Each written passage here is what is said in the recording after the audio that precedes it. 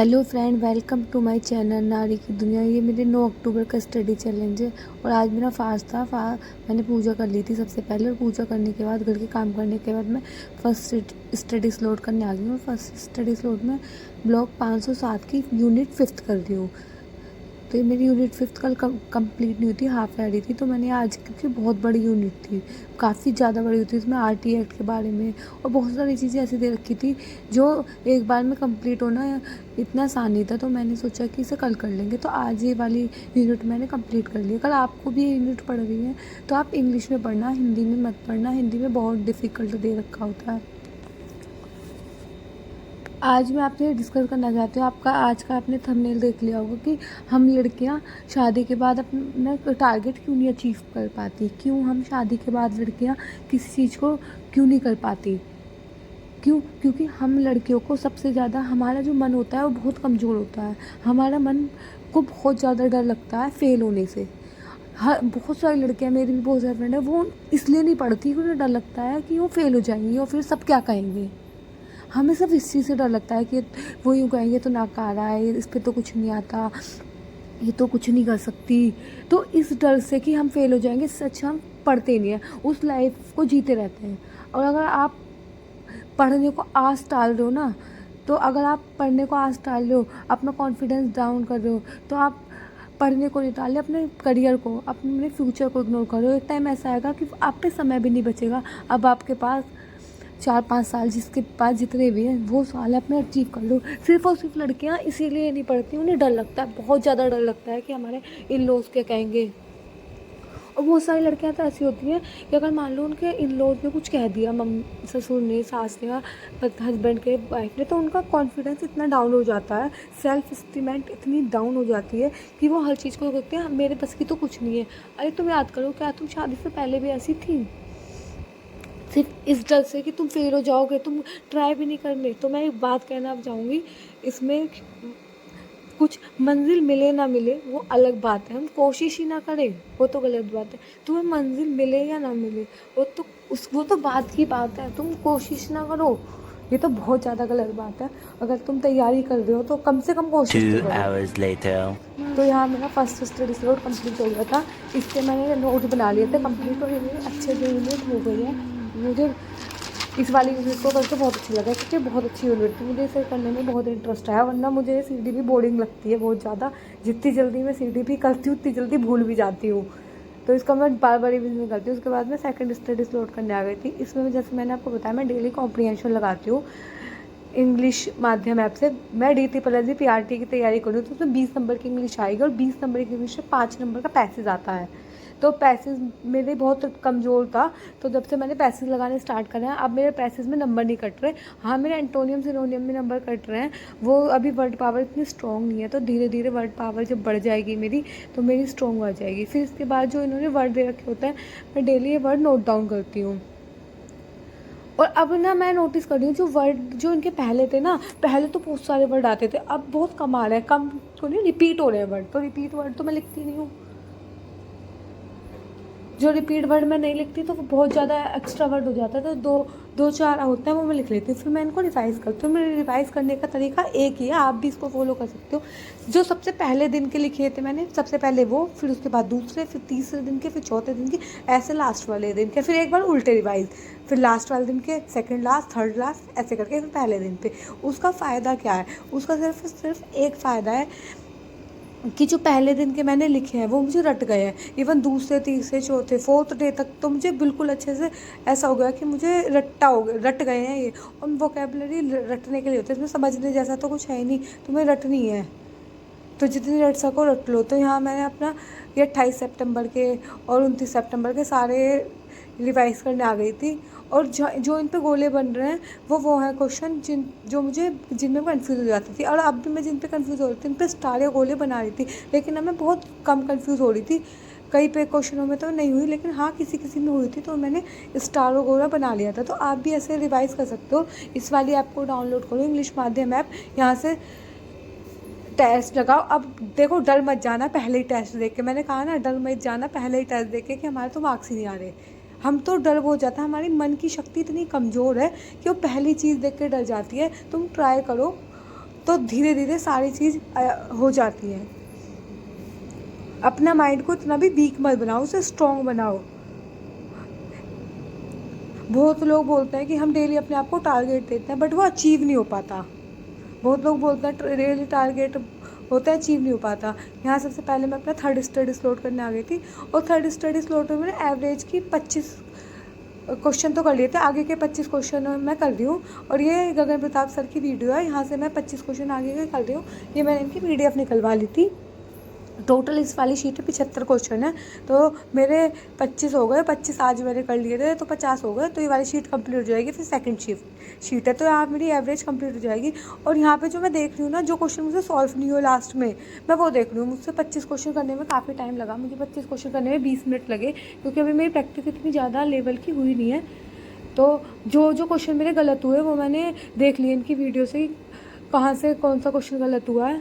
फिर मैंने उसे खुद से ट्राई करने की कोशिश करी, और जो क्वेश्चन मेरे पे गलत हुआ है उस पर मैंने गोला बना लिया कि सेकंड टाइम मैं जब एवरेज का रिवीजन करूँगी तो गोले वाले क्वेश्चन पहले ट्राई करने की कोशिश करूँगी, और अगर ये तब भी नहीं हुए तो इन पर 2 गोले लगा लूँगी और एक कॉपी में नोट डाउन कर लूँगी कि ये मेरे से क्यों नहीं हुए थे, क्या इसमें दिक्कत आई थी। तो आप भी ऐसे कर सकते हो।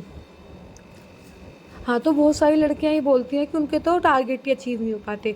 अब आपके टारगेट क्यों नहीं अचीव हो पाते? आप डेली टारगेट बनाते हो माइंड को एक तो बहुत सारे लोगों का टारगेट देने का तरीका क्या होता है कि वो बहुत सारा टारगेट देते हैं, 6 या 7 सब्जेक्ट करेंगे, 8 सब्जेक्ट एक दिन में कर लेंगे। क्या वो नेचुरली पॉसिबल है? आप सोच के देखो, एक दिन में 8, आप हाउस वाइफ हो या कोई लड़की नॉर्मल अनमेरिड भी है, तो वो 8 घंटे 9 घंटे डेली कब पढ़ पाएगी? ऐसे टारगेट दो, पढ़ने को 8-9 घंटे पढ़ा जा सकता है, मैं भी पढ़ती हूँ, लेकिन ऐसे टारगेट दो जो अचीव हो पाए। किसी दिन 5, जैसे मैं देती हूँ, मैं 4 टारगेट देती हूँ डेली अपने आप को, कोशिश करती हूँ चारों कंप्लीट हो जाए। किसी किसी दिन जो मुझे टाइम ज़्यादा होता है कि मेरे को आज ज़्यादा टाइम है, मेरा काम जल्दी नहीं बट गया, मैं 5 भी दे देती हूँ, लेकिन मैं 5 बहुत कम देती हूँ। मोस्टली मैं 4 देती हूँ, क्योंकि हर स्लॉट करने में 2 घंटे लगते हैं। अगर तुम कोई भी स्लॉट अच्छे से पढ़ रहे हो, इंग्लिश करने में भी 2 घंटे लगता है, कुछ कॉम्प्रीहेंशन को 20 मिनट की कॉम्प्रीहेंशन, फिर उसे समझना, तो हर स्लॉट करने में 2 घंटे लगते हैं। अभी हमें 25 क्वेश्चन करने में 25 मिनट लगे, लेकिन इसको एनालाइज करने में भी तो आधा पौना घंटा एक्स्ट्रा लगा है, तो वो भी तो इसी में काउंट होगा। तो आप इतने बड़े टारगेट मत दो। और सबसे पहले ना, हमारा माइंड की एक कैपेसिटी होती है भूलने की, वो बड़ी जल्दी चीज़ें भूल जाता है, तो उसे डेली याद दिलाना था वाई, मैंने स्टार्ट क्यों किया था। सुबह उठ के ही एक पेपर पे लिख दो, मैंने इसलिए स्टार्ट किया था। तो अपने माइंड को तुम याद दिलाओ कि तूने स्टार्ट क्यों किया था भाई, क्या सोच के स्टार्ट किया था, और अब कब करो टारगेट कंप्लीट। तो आप डेली के, अगर हाउस वाइफ को 2 टारगेट दो, 2-2 घंटे के, 4 घंटे नहीं बढ़ जाएंगे। और उसमें आप जो कर सकती हो देख लेना, जो भी आपको टॉपिक इम्पोर्टेंट लगे वो कर लेना, और 1-1 घंटे का टारगेट दो। यहाँ मैं अपने घर के काम करने आ गई थी, क्योंकि और ना, मैं इसको करने के बाद, मैथ करने के बाद थोड़ा सा लेट गई थी, तो मेरी झपकी लग गई थी, तो रात हो गई थी। रात क्या, 6-6:30 बजे आजकल दिन छुप जाता है। तो फिर मेरे कपड़े धोए थे, तो कपड़े पड़े होते, तो यहाँ मैं कपड़ों की तय करने आ गई थी। और फिर मेरे हस्बैंड आ गए थे, तो मैंने उनके लिए चाय बना दी थी। तो आप डेली, मैं आपसे सबसे ये कहूँगी कि आप डेली अपने आप को याद दिलाओ कि आपको क्यों गोल अचीव करना है, उस गोल को अचीव करने के लिए क्या क्या करना है। ठीक है, आप किसी भी चीज़ को प्रॉब्लम मत देखो, प्रॉब्लम की तरह मत देखो, उसको सॉल्यूशन की तरह देखो कि ये प्रॉब्लम आई है, इसका क्या क्या सॉल्यूशन हो सकता है। अब कोई हाउस वाइफ है, वो नहीं एक साथ इकट्ठा पढ़ पा रही, तो 4 घंटे का टारगेट बना लो, 1 घंटा सुबह, 1 घंटा दोपहर, 1 घंटा शाम, 1 घंटा रात, उसमें 2-2 घंटे का टारगेट दे दो, 1 घंटा आप कर लो, जैसे आप पे फ्री टाइम होता है। जैसे मेरे पे भी फ्री टाइम होता है, तो मैं अपने फ़ोन में स्क्रीनशॉट, मेरे फ़ोन में इतने सारे स्क्रीनशॉट पड़े रहता है, अगर मैं फ्री हूँ तो मैं उन्हें स्क्रीनशॉट को देख लेती हूँ, क्योंकि हर टाइम बुक खोल के पढ़ना पॉसिबल नहीं है, लैपटॉप खोल के पढ़ना पॉसिबल नहीं है। तो जो तुम, वो फ़ोन तो सबके पास रहता है, तो फ़ोन में से 1-2 चीज़ देख लो, तो वहाँ से तुम्हारी काफ़ी चीज़ क्लियर हो जाएंगी।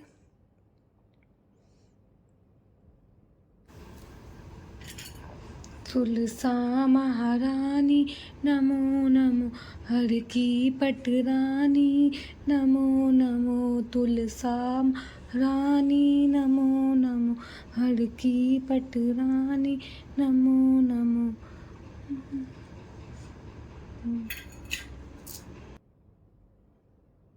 फिर यहाँ मेरे हस्बैंड आ गए थे, मेरे ने उनके लिए चाय बना दी थी। मेरी तुलसा जी बहुत बड़ी हो रही थी, वो बंदर ने तोड़ दी, वो बहुत छोटी रह गई, मुझे उसे देख के बहुत दुख दुख होता है क्या आपके यहाँ भी बंदर तोड़ देते हैं तुलसा जी? तो मैं इसे दूसरी जगह इसकी जगह चेंज करी है। फिर उसके बाद मैं अपना खाना बनाने आ गई थी, क्योंकि मैंने सुबह से कुछ नहीं खाया था। मैं व्रत में ऐसा कुछ दोपहर में खाती नहीं हूँ। मैं दोपहर में बस चाय ले लिया या नौ खाने खा लिए। मैं बीच में फलाहार नहीं करती बहुत हैवी, या कोई फ्रूट्स ले लिया वो। इससे ज़्यादा मैं ये नहीं कि कूटू की आलू की कुछ खा रही हूँ या कूटू का कुछ खा रही हूँ। तो मुझे मतलब पर्सनली पसंद नहीं है कि मैं व्रत में एक्स्ट्रा खाना खाऊं, और मुझ पे बैठा भी नहीं जाता ज़्यादा हैवी खाना खा के। मैं खाना बाद में खाती हूँ, पढ़ाई करने के बाद, या मुझे सोना हो उससे पहले खाना खा लेती हूँ। मैं बीच में नहीं खाती ऐसे। उससे क्या होता है, बैठा नहीं जाता, और हमें पढ़ाई भी तो करनी है। और फिर इस तो मेरे को भी लगता है कि खाना खा के तो बिल्कुल बहुत नींद आती है, लेकिन टाइम हो रहा था सोच करना, तो मुझे फोर्थ स्टडी स्लॉट था। पर टाइम हो रहा था, व्रत खोलने का भी टाइमिंग होता है, तो फिर मैं अपना फोर्थ स्टडी स्लॉट करने आ 22% गई से थी। ज्यादा और है। सब क्या फोर्थ सी कमान स्टडी 8,85 स्लॉट है में तो आपसे मैंने बी कमान चाहते परसेंटेज की, देखिए। इनकी आपके पास सबकी 3 संख्या है 7th दोस्तों, वीडियो है, ए मैं बी इससे पहले और सी। 6 ये वीडियो सवाल तभी कंप्लीट सॉल्व होगा कर जब चुकी रेशियो का हूँ। पता चले। संख्या बी तो ये संख्या ए 6 7th इसका बेस वाली संख्या वीडियो है सर है की। संख्या सी जो है वो संख्या बी।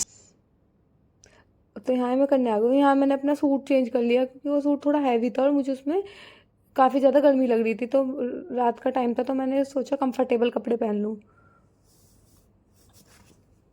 फिर उसके बाद ये जो परसेंटेज का, कई क्वेश्चनों में मैं अटक रही थी। मैं पहले कोशिश करती हूँ कि सर के खुद क्वेश्चन के सॉल्यूशन करके देखूँ, लेकिन मुझसे सॉल्यूशन हो नहीं रहे थे, तो मैं इनका वो देख लेती, क्योंकि 7th वीडियो है। अब मैं आपको यहाँ बताना चाहूँगी, जैसे मैथ है, मैथ के लिए आप 20 नंबर की मैथ आएगी, तो जो जो टॉपिक है, जो जो मैं तो शुरू से ही कर रही हूँ सारे। वैसे मुझे काफ़ी टॉपिक आते हैं पहले से, लेकिन मैं कर शुरू से रही हूँ सब कुछ। जो आपको नहीं आता, आप उस टॉपिक को नोट डाउन करो, किसी भी टीचर से अच्छे से पढ़ लो।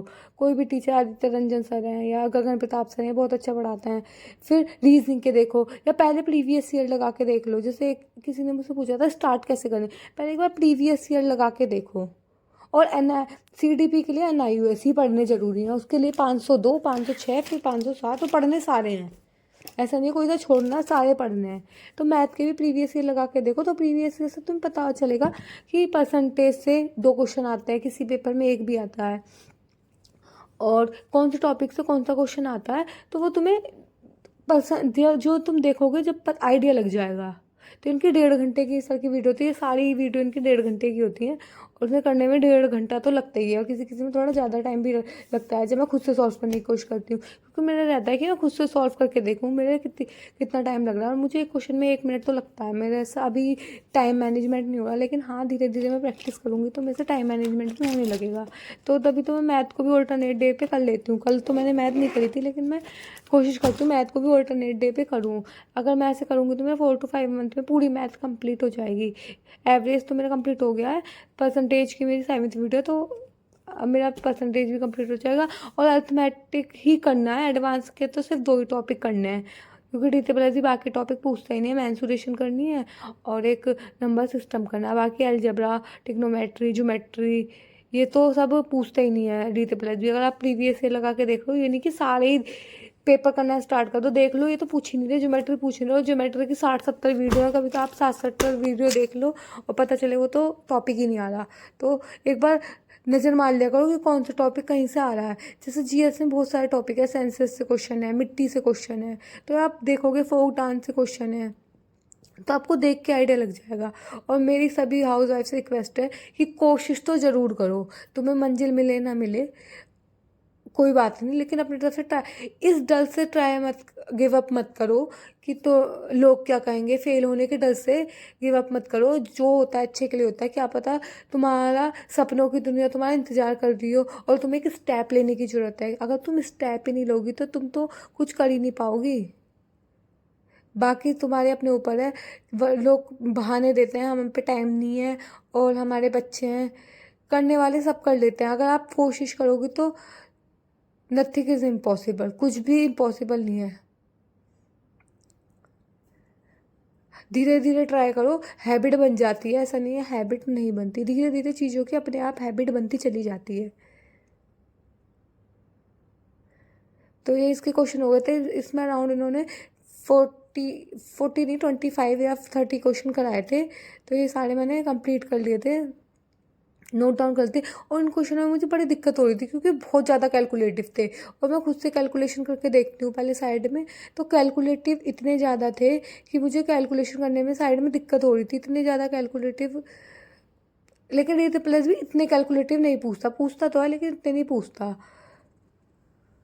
लेकिन वो है ना, प्रैक्टिस करोगे तो कैलकुलेशन तो करनी पड़ेगी। अगर एसएससी लेवल की तैयारी करोगे तो डीटी प्लस भी डेफिनेटली निकल जाएगा, क्योंकि टीचिंग लाइन में कोई इतने अच्छे से चीज़ों को पढ़ाता नहीं है। मैं ऐसा नहीं कह रही कि कोई ख़राब पढ़ाता है, लेकिन इतने डेप्थ में मैथ नहीं पढ़ाते। बाकी सारे सब्जेक्ट अच्छे से पढ़ाते हैं, लेकिन मैथ और रीजनिंग इतना डेप्थ में नहीं पढ़ाते। अगर आप पेपर देखोगे आपको आइडिया लगेगा, बिल्कुल एसएससी का पैटर्न उठा के दे रखा है। और हिंदी के भी कुछ टॉपिक हैं, जैसे तत्सम तद्भव, इनसे बहुत सारे क्वेश्चन आते हैं। और हिंदी के देशज और विदेशज शब्द, इनसे बहुत क्वेश्चन आते हैं। तो ये मुझे करना है। संयुक्त सरल मिश्र वाक्य, ऐसे 2 क्वेश्चन आते हैं, संयुक्त वाक्य, सरल वाक्य, मिश्र वाक्य, पर्यायवाची। तो आप भी इन सब जो टॉपिकों को पढ़ लेना, क्योंकि हिंदी सबकी अच्छी होती है, सबके नाम से 15-16 नंबर आते हैं। अगर आपको भी हिंदी के सारे टॉपिक करने पड़ेंगे। तो यहाँ मेरे 9 अक्टूबर के सारे टारगेट कंप्लीट हो गए और मैंने अपने आप को स्टार दिया है। तो आज की वीडियो में इतना ही। वीडियो पसंद आई तो वीडियो को लाइक करिए, चैनल को सब्सक्राइब करिए। तो